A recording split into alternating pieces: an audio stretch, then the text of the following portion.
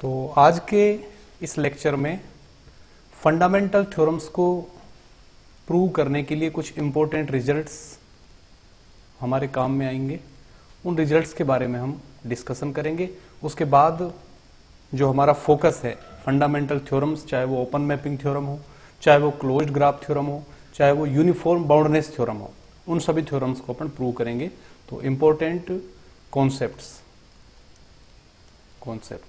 ठीक है। तो कुछ इंपॉर्टेंट कॉन्सेप्ट्स हैं, डेफिनेशंस हैं, वो हम यहाँ पर आज देखेंगे।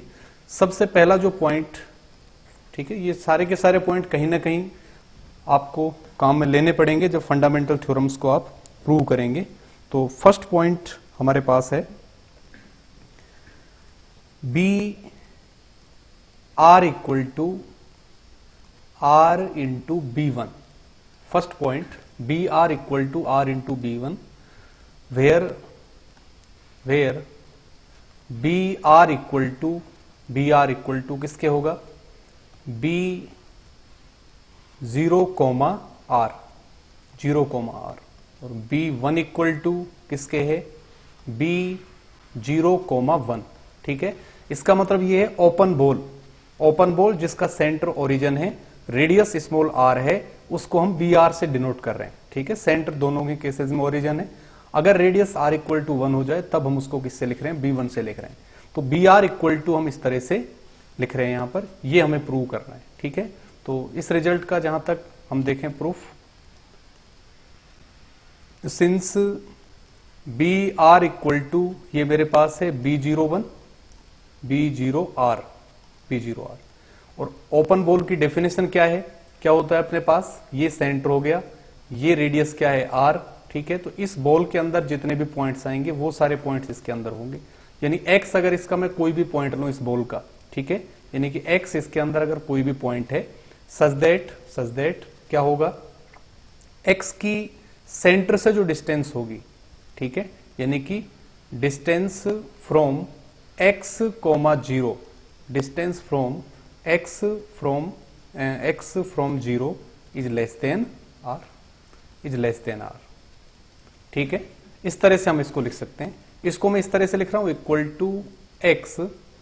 To X such that norm of X is less than R, norm of X, क्योंकि डिस्टेंस और नॉर्म के बीच जो रिलेशन हमने आपको बताया था D X Y equal to किसके होता है, norm of X minus Y. तो डी एक्स 0 इक्वल टू किसके हो गया, नॉर्म ऑफ एक्स माइनस 0। तो इस तरह से आप इसको लिख सकते हैं। मैं इसको क्या लिखूंगा, देखिए, which is equal to X such that norm of X upon R is less than 1, क्योंकि आर ग्रेटर देन 0 है, इसको मैंने ले लिया। इस तरह से आप इसको लिख सकते हैं, लेस देन 1। यहां मैं मान लेता हूं let suppose Z equal to X upon R, Z equal to X upon R, this implies x equal to किसके हो जाएगा, r इंटू जेड। तो ये टर्म में क्या लिख सकता हूं, equal to x equal to हो गया r into Z such that norm of Z is less than 1, norm of Z is less than 1, which is equal to, अब जो कंडीशन है वो किस पर चल रही है, जेड पर चल रही है, यानी r फ्री हो गया, तो r को मैं बाहर लिख सकता हूं r, और ये बन गया Z such that norm of Z is less than 1, और ये किसकी डेफिनेशन है, ठीक है, वो सारे पॉइंट। ठीक है, यानी कि r की जगह क्या आ गया 1, तो मैं इसको लिख सकता हूं r इंटू ये ओपन बॉल है जिसका सेंटर तो क्या 0 और रेडियस क्या बन गई 1, यानी कि r, और इसको मैं किससे डिनोट कर रहा हूं, b1 से। तो ये मेरे पास आ गया, so br equal to r into b1। तो कोई भी ओपन बॉल जिसकी रेडियस r है, सेंटर उसका ओरिजिन है, तब आप उसको रेडियस r इंटू बॉल जिसका सेंटर ओरिजिन है, रेडियस 1 है, के मल्टीप्लीकेशन की स्केलर प्रोडक्ट की फॉर्म में लिख सकते हैं। ठीक है, तो एक प्रॉपर्टी तो ये। सेकंड पॉइंट ये हम प्रूव करेंगे, B x are equal to x plus B are. ठीक है, इस रिजल्ट को हम प्रूव करेंगे। तो B x are equal to x plus B R, ये मुझे लेकर आना है, यानी कि बी एक्स आर तो क्या है, ओपन बॉल जिसका सेंटर क्या है x, रेडियस क्या है r। ठीक है, इसको हम इस तरह से लिख सकते हैं x प्लस बी आर, जहां बी आर क्या है, ओपन बॉल जिसका सेंटर ओरिजिन हो जाएगा और रेडियस इसकी क्या हो जाएगी, r, जो ऊपर हमने बी आर लिखा है। तो किस तरह से करेंगे, सबसे पहले मैं बी एक्स आर के अंदर एक पॉइंट लेकर चल रहा हूं, let y belonging to b x r, y belonging to b x r. अगर y बी एक्स आर का एलिमेंट है, यानी कि x सेंटर है, रेडियस क्या है r, ठीक है, यानी कि इस बॉल का पॉइंट क्या है, y है, तो y इसके अंदर कहीं आ रहा है, तब y अगर इस ओपन बॉल के अंदर आ रहा है तब y की इस पॉइंट x से डिस्टेंस हमेशा लेस देन r होगी। तो यहां से मैं लिख सकता हूं this implies distance of y comma x is less than r, is less than r। और d को अगर नॉर्म की फॉर्म में लिखें तो norm of y minus x is less than r। अब y x लिखें या x y कोई फर्क नहीं पड़ता, क्योंकि मैट्रिक स्पेस में, नॉर्म लीनियर स्पेस में, ठीक है, x और y यहां पर इंटरचेंज कर दो तो कोई फर्क उससे नहीं पड़ने वाला। तो norm of y minus x is less than r, इसको मैं लिख रहा हूं this implies norm of z is less than r, where z equal to किसके कंसीडर कर लिया मैंने, y माइनस एक्स के, y minus x. This implies y equal to किसके है, y इक्वल टू क्या है यहां पर, x plus Z, x plus Z, और नॉर्म ऑफ z क्या है यहां पर, less than r, norm of z is less than r। तो नॉर्म ऑफ z अगर लेस देन r है, इसका मतलब ये z किसका पॉइंट हो जाएगा, बी आर का, क्योंकि z की जीरो से डिस्टेंस, ये पॉइंट जीरो हो गया, ठीक है, ये कोई भी पॉइंट z है, ये डिस्टेंस किससे छोटी आ रही है, r से छोटी, r से, यानी कि बॉल जिसका सेंटर तो क्या है, ओरिजिन, रेडियस r है, उसके अंदर ये पॉइंट आएगा कहीं ना कहीं, यानी कि z किसका एलिमेंट हो गया, बी आर का, ओपन बॉल जिसका सेंटर ओरिजिन है, रेडियस क्या है, r है। तो z अगर बी आर का एलिमेंट है तो यहां जो पॉइंट्स आ रहे हैं वो बी आर को क्या करेंगे, सेटिस्फाई करेंगे, यानी कि ये y इक्वल टू अगर इस तरह से है तब क्या लिख सकते हैं अपन, y belonging to x plus B r, y belonging to x plus B are, ठीक है, क्यों, क्योंकि z एक पार्टिकुलर पॉइंट ले रहे हैं तो उसके इक्वल आ गया, लेकिन यहां पूरा अगर बी आर अपन लेते हैं तो y इसका क्या बन जाएगा, एलिमेंट बन जाएगा। तो ये तो मेरे पास आ गया y belonging to x plus B r. इसी तरह से मैं प्रूव कर सकता हूं क्या, कि भाई y अगर x प्लस बी आर का एलिमेंट है तब बी आर का हर एक एलिमेंट इस कंडीशन को फॉलो करेगा, तो मैंने z ले लिया, तो यहां से इस स्टेप पर अपन आ सकते हैं, फिर इस कंडीशन से वापस इस कंडीशन पर जा सकते हैं, इसको मैं ये लिख सकता हूं, इसको मैं ये लिख सकता हूं, इस तरह से आप इसको कन्वर्स पार्ट इसका कर सकते हो। यानी कि क्या हुआ, एक बार तो y मैंने किस में लिया, क्या बना मेरे पास, so y belonging to b x r if and only if y belonging to x plus B are, ठीक है, यानी कि y को बी एक्स आर में लेकर चल रहे हो और वो किस में आ गया, x प्लस बी आर में, इसका मतलब बी एक्स आर सबसेट बनेगा किसका, x प्लस बी आर का, एक तो ये आएगा। फिर जब कन्वर्स पार्ट में आप इसमें लेकर चल रहे हो x प्लस बी आर में, और वो किस में आ रहा है, बी एक्स आर में, यानी कि x प्लस बी आर किसका सबसेट बन रहा है, बी एक्स आर का, यानी a सबसेट है b का, b सबसेट है a का, तो इन दोनों को मिलाकर क्या लिख सकते हैं, b x are equal to x plus B are, ठीक है, b x are equal to x plus B are, ठीक है। तो ये भी एक इंपॉर्टेंट रिजल्ट है, इसको भी हम आगे जो थ्योरम्स करेंगे वहां कहीं ना कहीं काम में लेंगे। इसी तरह से एक कंटिन्यूटी की डेफिनेशन और हम लिखते हैं, third point continuity matric space में कंटिन्यूटी की डेफिनेशन, अलग अलग डेफिनेशंस हम लिखते हैं। एक डेफिनेशन तो आपको यही बताई थी कि भाई norm of x minus y less than delta, ये इंप्लाइज करना चाहिए norm of f x minus f y less than epsilon, हर एक एक्स वाई के लिए। इसी तरह से अगर सीक्वेंस एक्स एन किसको कन्वर्ज कर रहा है, एक्स को, तब एफ ऑफ एक्स एन किसको कन्वर्ज करना चाहिए, एफ एक्स को। तो ये कॉसी डेफिनेशन, ये हेनी डेफिनेशन, ये डेफिनेशन हम पहले ही डिस्कस कर चुके हैं। कंटिन्यूटी की ओपन सेट्स की फॉर्म में definition in form of open sets, ठीक है, ओपन सेट्स की टर्म्स में जो डेफिनेशन लिखते हैं अपन, वो मैं यहां पर लिख रहा हूं। Let x let x and y are metric spaces, then a linear transformation, ठीक है, या मैपिंग में लिख देता हूं, चलिए, then a mapping f from x to y is continuous, x to y is continuous if and only if for every open subset g of y, for every open subset g of y, f inverse g is open subset of x, ठीक है। तो ये continuity की definition हम लिखते हैं, यानी कि एक मैट्रिक स्पेस हमारे पास क्या है, x, दूसरा मैट्रिक स्पेस हमारे पास क्या है, y, ठीक है। f x से कहां डिफाइन कर रहे हैं हम, y में f। तब अगर फंक्शन f कंटिन्यूअस है तो क्या होगा कि भाई g अगर ओपन सेट है किसका, y का, तब इसकी इनवर्स इमेज इस तरफ होगी, क्योंकि f इस तरफ जाए, f अगर x से y में है तो f इनवर्स इस तरफ जाएगा y से x में, तो g की जो इनवर्स इमेज होगी, यानी क्या, f इनवर्स g, वो सबसेट किसका बनेगा, x का।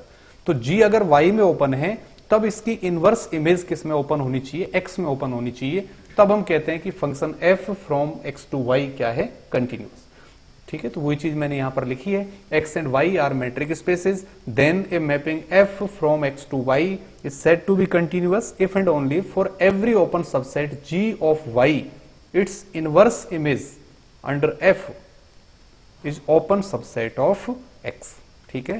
तो एक तो ये आपको कंटिन्यूटी की डेफिनेशन, आगे जब ओपन मैपिंग थ्योरम हम करेंगे उसके कुछ कंसिक्वेंसेज लिखेंगे तो वहां पर ये डेफिनेशन भी काम में आएगी। इसके अलावा एक और इंपॉर्टेंट लेमा हम यहां पर काम में लेंगे, लेमा, ठीक है। तो लिखिए,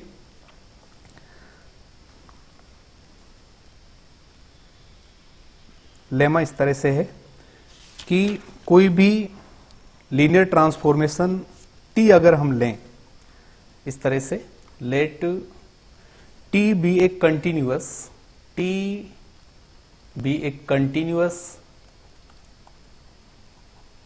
कंटिन्यूअस और bounded linear transformation,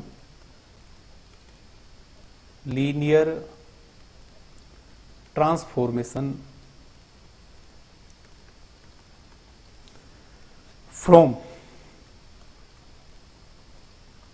A Banach space x onto y,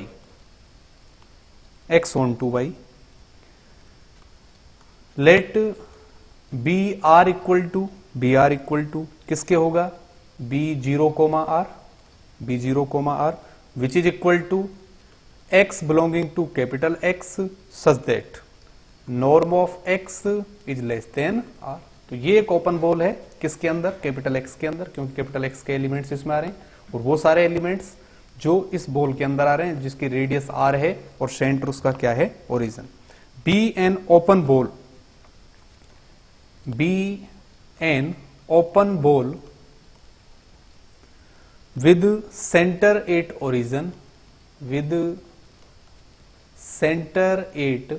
origin O and radius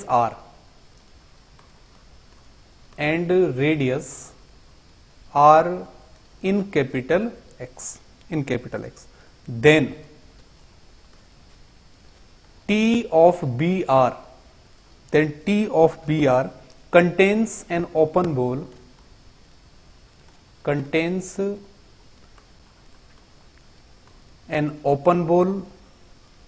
centered at origin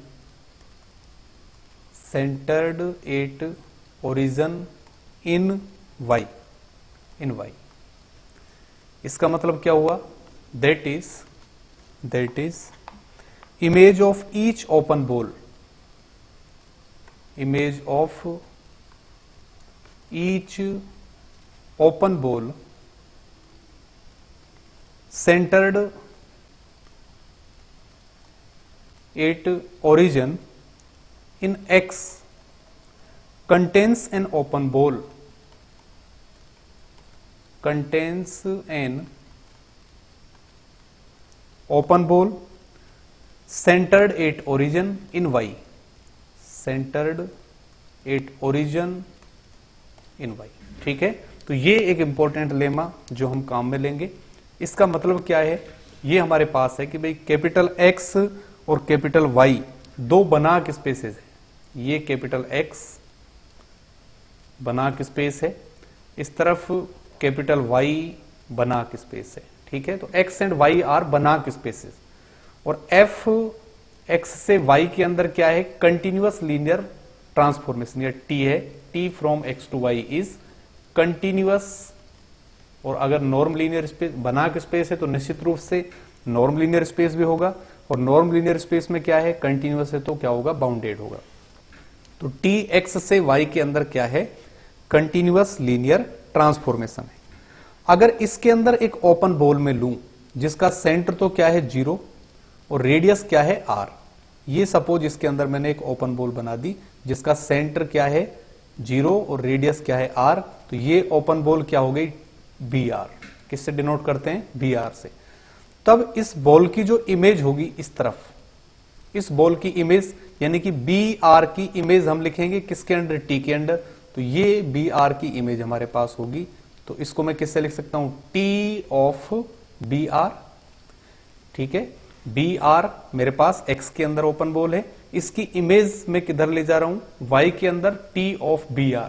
तब ये लेमा कहती है कि t ऑफ br के अंदर भी कोई ना कोई ओपन बॉल एग्जिस्ट करेगी जिसका सेंटर क्या है, ओरिजिन। तो यहां सेंटर ओरिजिन और कोई भी रेडियस अपन लें तो यहां पर भी कोई ना कोई बॉल, सपोज रेडियस d मैं यहां पर ले लेता हूं d डैश, तो ये ओपन बॉल यहां पर एग्जिस्ट करेगी। इस ओपन बॉल को सपोज मैं लिख देता हूं bd डैश, bd डैश। ठीक है, d डैश जिसकी क्या है, रेडियस। ठीक है, और सेंटर इसका क्या है, ओरिजिन। तो कहने का मतलब यह है कि x और y अगर बनाक स्पेस हैं, t कंटिन्यूअस लीनियर ट्रांसफॉर्मेशन है x से y के अंदर, और br एक ओपन बॉल है x के अंदर जिसका सेंटर ओरिजिन है, रेडियस r है, तब br की इमेज एक ओपन बॉल को कंटेन करेगी जिसका सेंटर ओरिजिन है और रेडियस d है। ठीक है, तो br मैं इधर ले रहा हूं, br की इमेज क्या हो गई, t ऑफ br, तब t ऑफ br के अंदर कोई ना कोई ओपन बॉल एग्जिस्ट करेगी। यानी कि ये है कि अगर br किसके अंदर है, x के अंदर, this implies there exist some d dash greater than 0 such that b d dash. ठीक है, b d dash is contained in t of br, और t ऑफ br किसके अंदर कंटेन कर रहा है, y के अंदर। ठीक है, तो ये है कि br अगर x के अंदर ओपन बॉल है जिसका सेंटर ओरिजिन है, रेडियस r है, तब इसकी इमेज जो होगी t ऑफ br, उसके अंदर भी एक ओपन बॉल होगी जिसका सेंटर ओरिजिन होगा। ठीक है, और रेडियस कुछ भी d डैश हमने मान ली ये। तो ये भी लेमा हम आगे जो फंडामेंटल थ्योरम्स करेंगे तो वहां पर काम में लेंगे। तो ये कुछ एक रिजल्ट्स यहां पर फंडामेंटल थ्योरम्स के लिए हमने लिखे हैं।